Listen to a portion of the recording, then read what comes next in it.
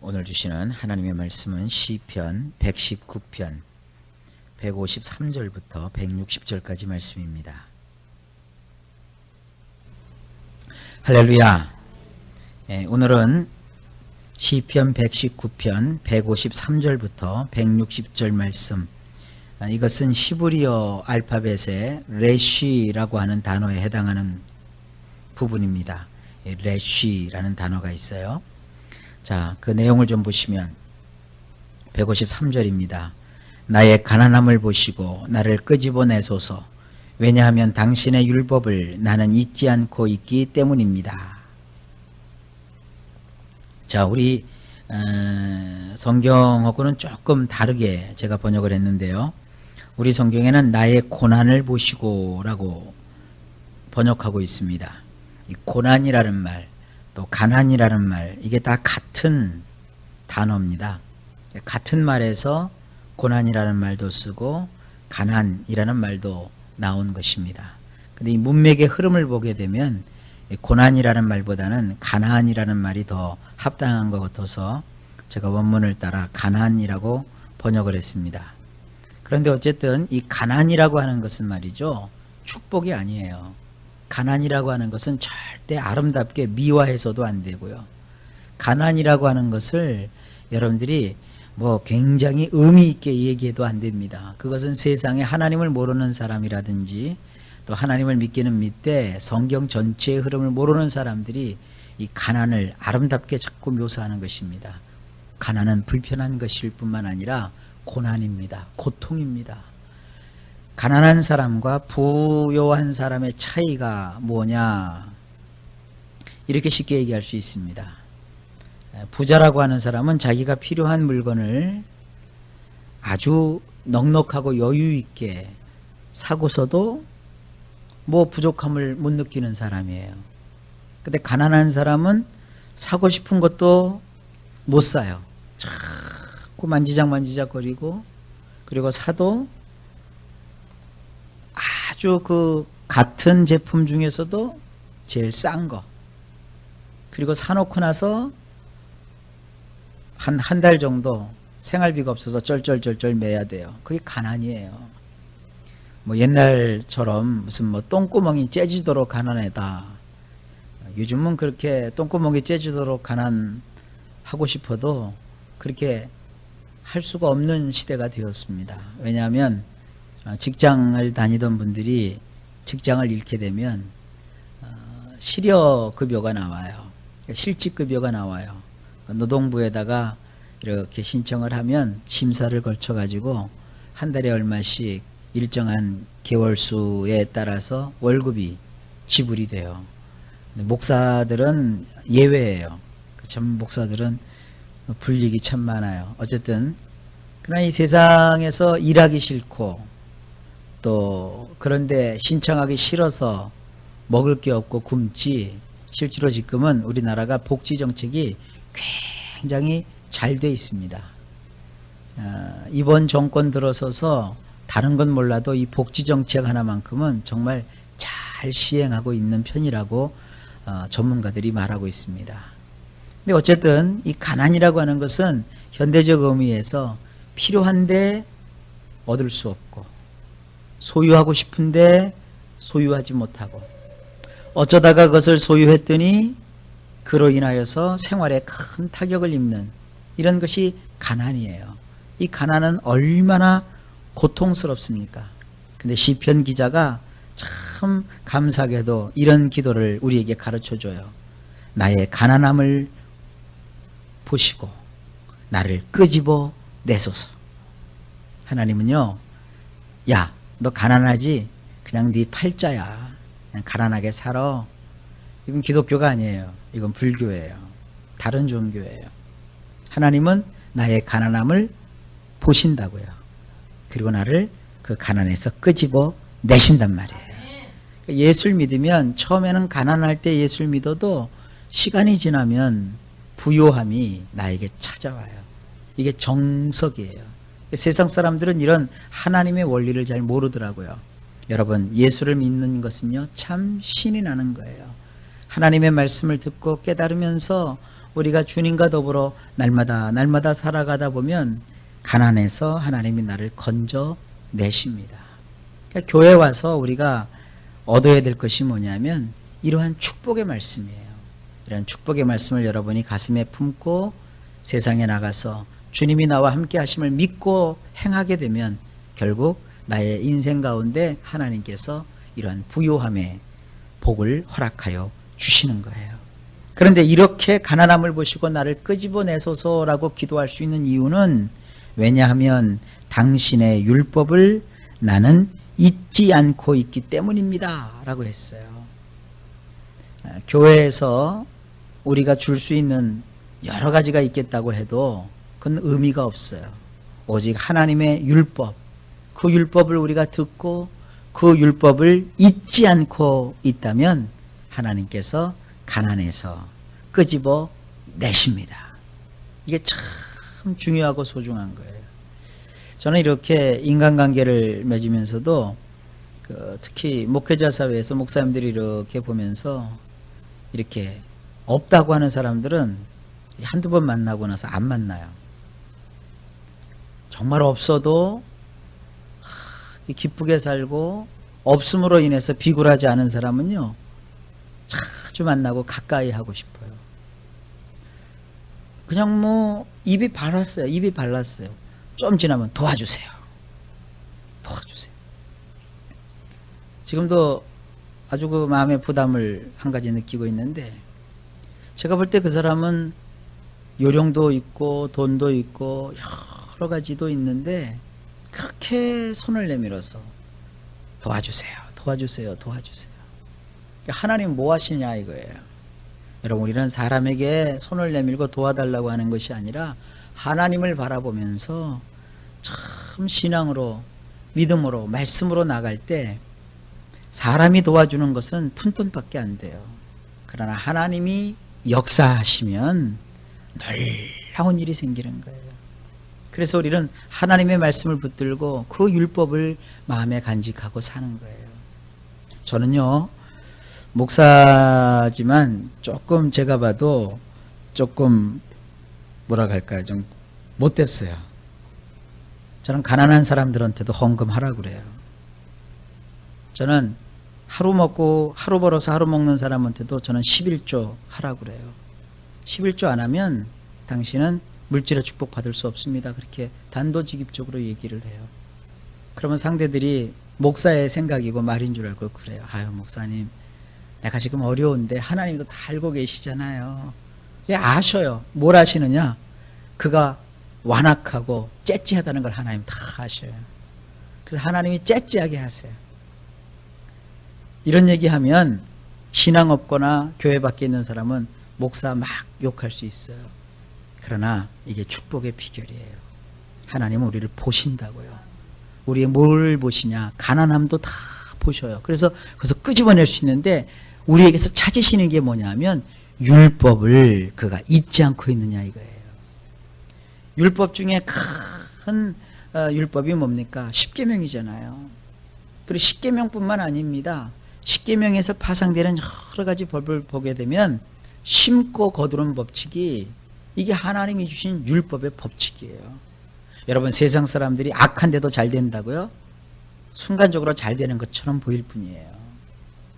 도둑질하고 거짓말하고 남 이렇게 등쳐먹는다고 그러죠.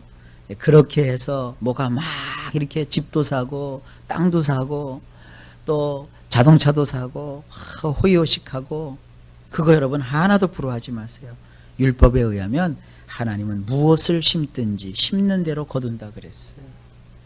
비록 당장은 떼돈을 벌지 않는다 할지라도, 당장은 내가 큰 부요함을 갖고 있지 않다 할지라도 하나님 앞에 일정하게 마음과 정성을 다하여서 헌신하고 봉사하고 예물을 올리고 하나님의 그 도우심을 바라며 살면 반드시 하나님은 살아계심을 그의 인생을 통하여 나타내 보여주십니다. 하나님 말씀을 붙잡은 사람은요, 가난해서 끄집어 내셔요. 전 이것을 너무나도 많이 봤어요. 여러분들 모두도 이 말씀 잊지 마시고 하나님께 영광을 돌리는 삶을 사시기를 주의 이름으로 축복합니다. 154절입니다. 나의 소송 사건을 변호하여 주시고 나를 위한 고엘이 되어 주소서. 당신의 말씀을 따라 나를 살려 주소서. 자, 우리 성경엔 이것이 표현이 안 되어 있어요. 보세요. 이래서 자꾸 원문을 봐야 된다는 거예요. 우리 성경을 그냥 보면 주는 나의 원한을 펴시고, 원한을 편다니 이게 무슨 말일까요? 원한을 핀다? 또 나를 구속하사 주의 말씀대로 나를 소송케 하소서. 이게 지금 내용이 다 들어있긴 들어있지만 우리말로 제대로 표현이 안 돼 있어요. 여기서 나오는 건 뭐냐면 나의 소송 사건을 변호해 달라는 거예요. 여러분 인생을 살다 보면은 법 때문에 벌어지는 아주 웃긴 일들이 많습니다. 예를 들어서 운전을 하다가 신호 위반을 했잖아요. 그럼 범칙금을 받죠. 그게 뭐예요? 그것도 판결이에요. 판결 일종의. 벌금을 내는 거지만 그것도 판결이라고요. 그래서 억울하게 범칙금이 발부가 되면 그것을 항변할 수가 있어요. 항변하지 아니하면 그냥 그대로 벌금을 다 내야 되는 거예요. 그런 그 사소한 일로부터 시작을 해가지고요. 때로 원치 않는 어떤 소송을 겪을 수가 있어요. 민사소송이 됐든지 형사소송이 됐든지 수많은 소송사건이 있다고요. 그런데 그 소송사건에서 누가? 하나님이 나를 변호해 주십시오. 자, 이게 뭐예요? 우리가 인생을 살아가는 동안에 수없이 이 소송이라는 게 뭡니까? 잘잘못을 가리는 거예요. 옳고 그른 것을 가리는 것이고 이익과 손해를 판가름하는 것이 이게 소송의 목적이에요. 그런데 그 모든 소송에 하나님이 나의 편이 되어주시는 거예요. 변호라는 게 뭐예요? 좋은 사람을 이렇게 변호하진 않죠. 나쁜 사람, 억울한 사람, 이런 사람을 다 변호사들이 변호를 해주잖아요.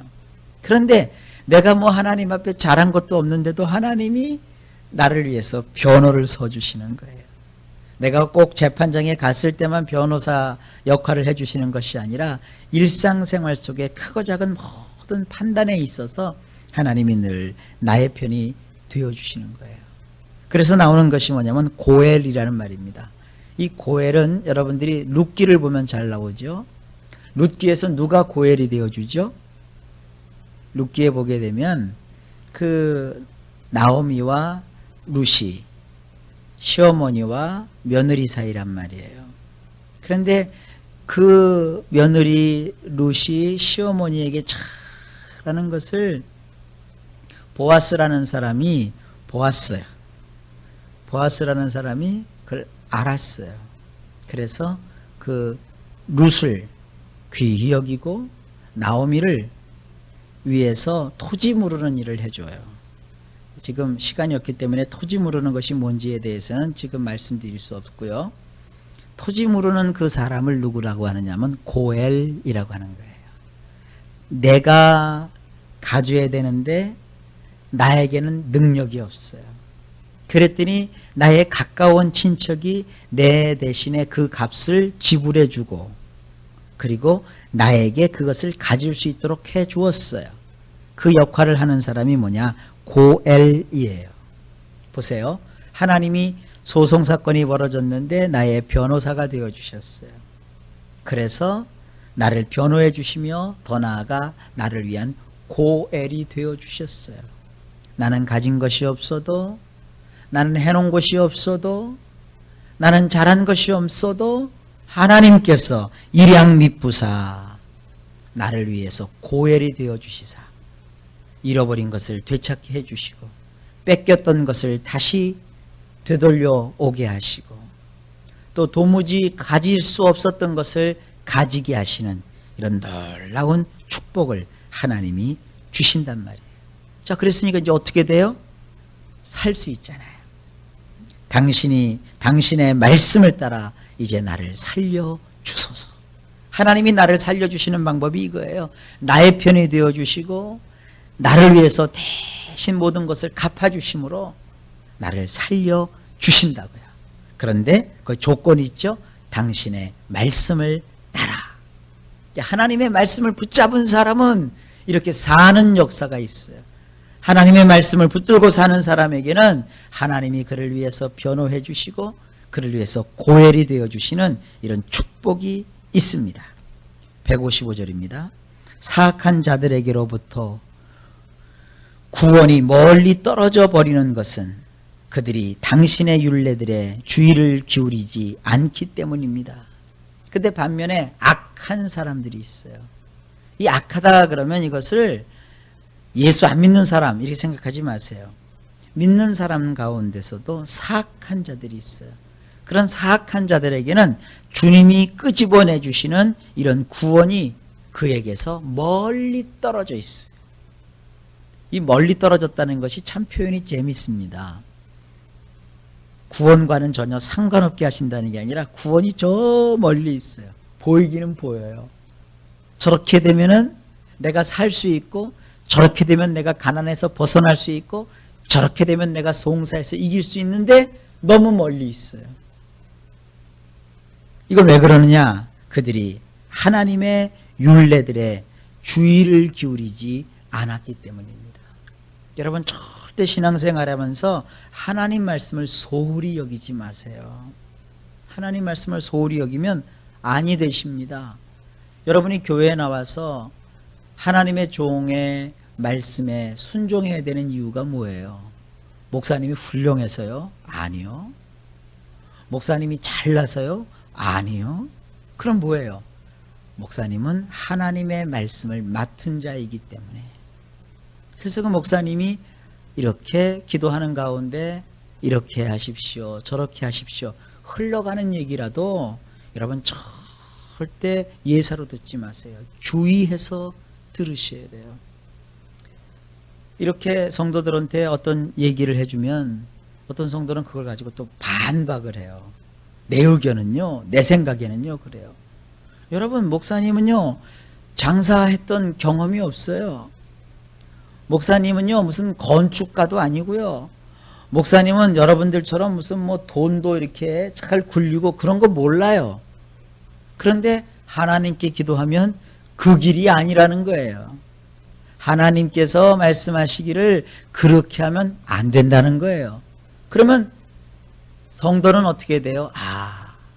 우리 목사님이 전문가는 아니시지만 하나님께 무언가 받은 것이 있으시구나.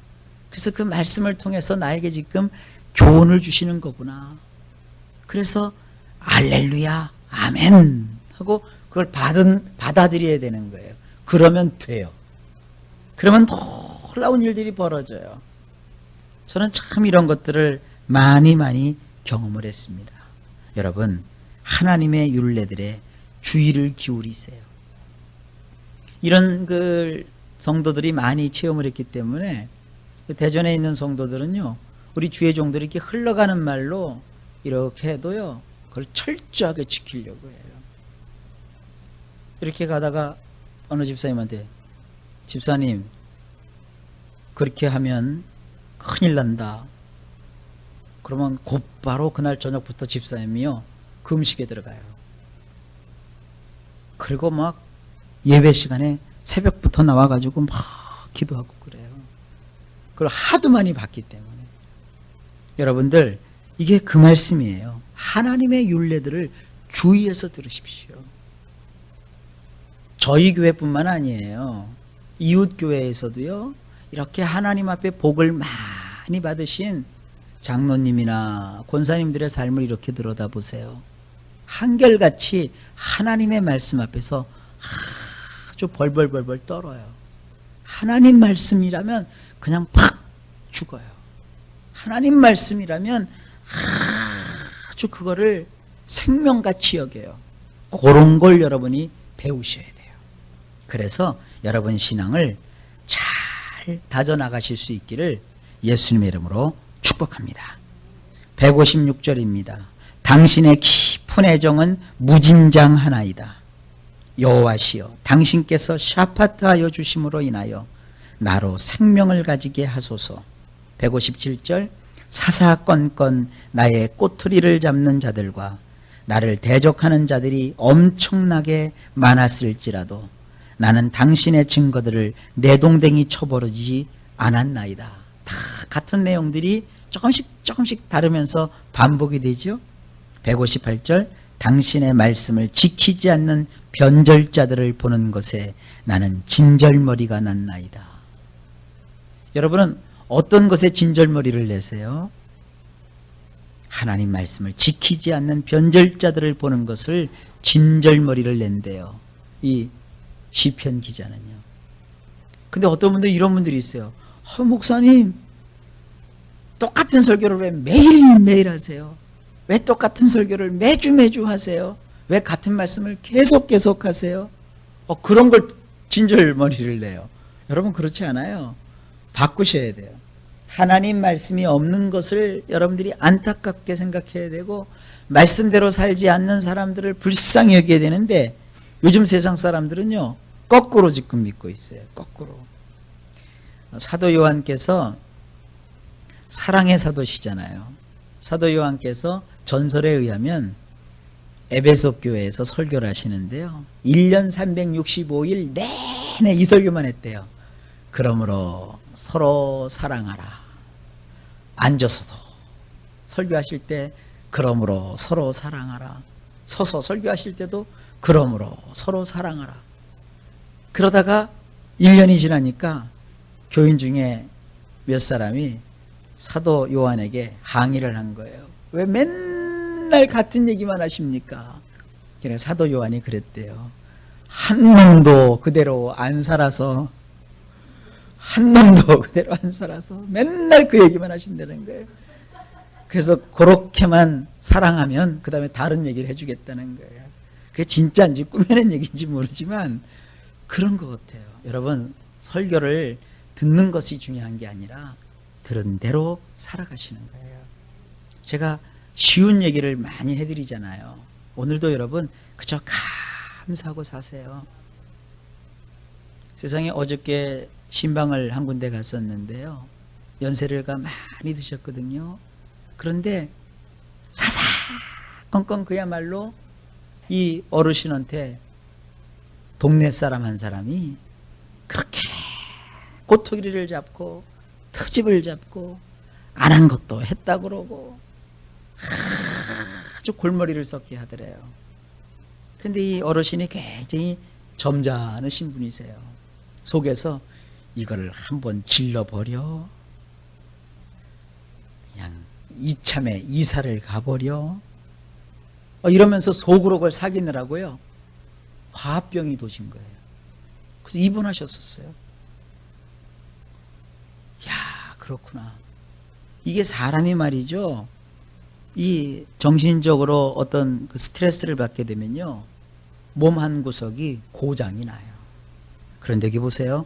사사건건 꼬투리를 잡는 자들과 나를 대적하는 자들이 엄청나게 많았을지라도 나는 당신의 증거들을 그것 때문에 내동댕이 치지 않았다는 거예요. 그래서 어제 신방 가서 감사하세요. 기뻐하며 사세요. 그리고 모든 걸 기도하며 사세요.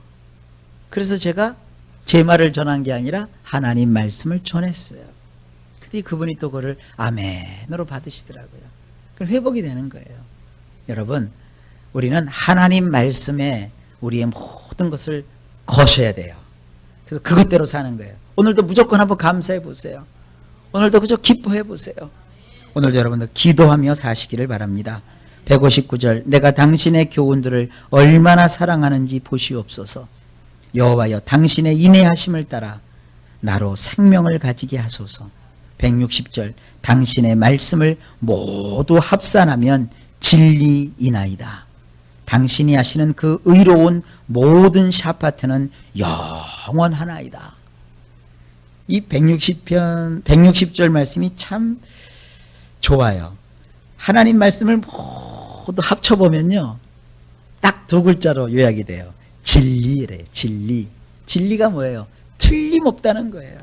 말씀대로 되는 거예요. 말씀대로. 그래서 여러분들이 교회에 나와서 다른 것보다도 하나님 말씀을 꼭 붙들고 그것대로 지키며 살아가려고 애쓰는 거예요. 그러니까 성령께서 그런 사람들을 도와주시고 또 그런 사람들에게 하나님이 영원한 그 샤파트로 의로운 통치를 이루어 주시는 것입니다.